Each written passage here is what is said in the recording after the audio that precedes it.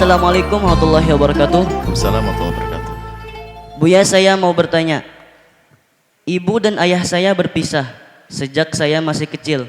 Saya tahu perilaku ayah saya kepada ibu saya. Ayah saya menyiksa batin ibu saya dengan cara bermain perempuan sampai meninggalkan ibu saya.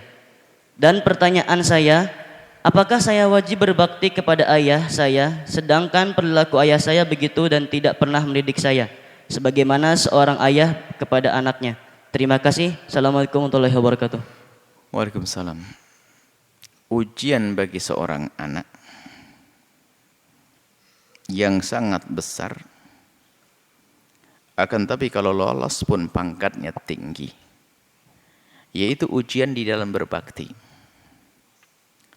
Ada seorang anak yang Allah beri ayah dan ibu yang baik sekali, maka baginya berbakti adalah mudah karena orang tuanya adalah baik.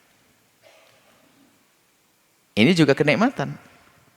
Tapi ada yang diuji oleh Allah dengan orang tua yang tidak baik, zalim kepadanya, dan seterusnya. Tidak baik pokoknya. Maka ini ujian bagi anak. Bisa tidak berbakti kepada orang yang seperti itu? Kalau dia bisa, berarti hebat. Pangkat dia tinggi karena ujiannya berat. Seorang ayah yang tidak pernah mendidik, bahkan mungkin zalim menurut pengakuannya. Maka kalau seorang anak tetap bisa berbakti, maka dia istimewa. Dan ingat, berbakti itu juga nasib baik. Kemudahan berbaktinya adalah nasib baik. Sehingga yang berbakti kepada orang tuanya akan Allah beri segala kebaikan. Kalau kita orang beriman diberi kebaikan di dunia dan di akhirat. Bahkan orang kafir sekalipun kalau bisa baik dengan orang tuanya, maka Allah akan berikan kepadanya, tapi hanya di dunia, tidak ada di akhirat. Jadi dibalik kebaikan seorang anak kepada ibundanya akan Allah beri kepadanya segala kebaikan. Kalau ahli iman di dunia dan di akhirat. Kalau orang kafir hanya diberi kebaikan di dunia tapi tidak diberi akhirat.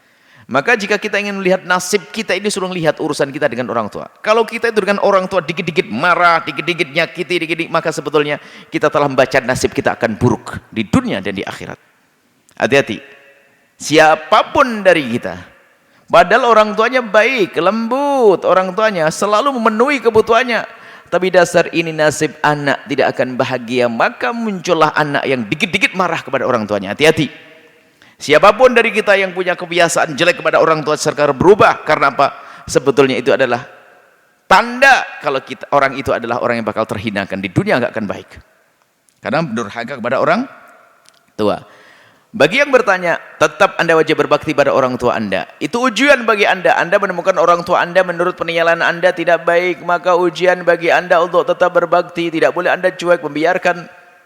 Syarat bakti tidak harus ada cinta di dalam dirimu. Mungkin seorang anak terlanjur membenci ibundanya, ayahandanya karena terlalu jahat dan sebagainya. Tapi kebencian itu tidak boleh menghalanginya untuk berbakti. Benci di dalam hati, mungkin marah karena dan sebagainya. Tapi ketahuilah itu bukan berarti dia harus membiarkan orang tua. Dia tidak ada cinta. Maka berat sekali mengabdi, berbakti pada orang yang tidak cinta.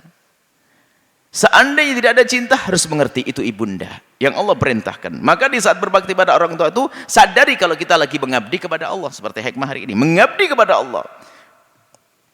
Bukan karena kita mengharap waris, bukan kita mengharap pemberian, enggak. Kita berbakti pada orang tua karena mengharap ridha Allah, karena wasiatnya Allah. Wa qadara rabbuka alla ta'budu illa iyyahu wa bil walidaini. Nah ini, maka Anda tetap berusaha untuk bisa berbakti pada orang tua Anda, biarpun orang tua Anda itu jahat.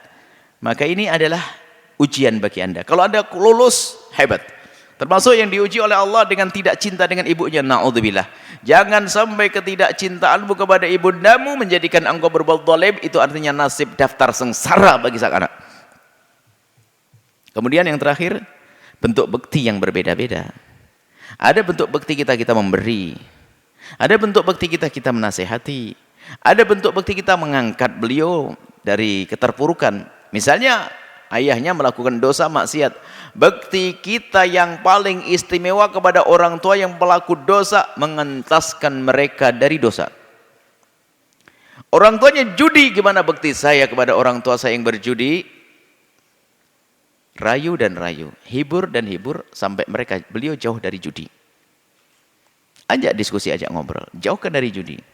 Orang tua saya tidak sholat, saya baktinya bagaimana? Jadikan bagaimana beliau bisa menjadi ahli sholat. Ada masalah pemberian harta dan sebagainya, itu mah enteng, gampang. Yang repot adalah itu tadi. Kita tetap bisa mengabdi kepada orang tua di saat orang tua ternyata tidak baik.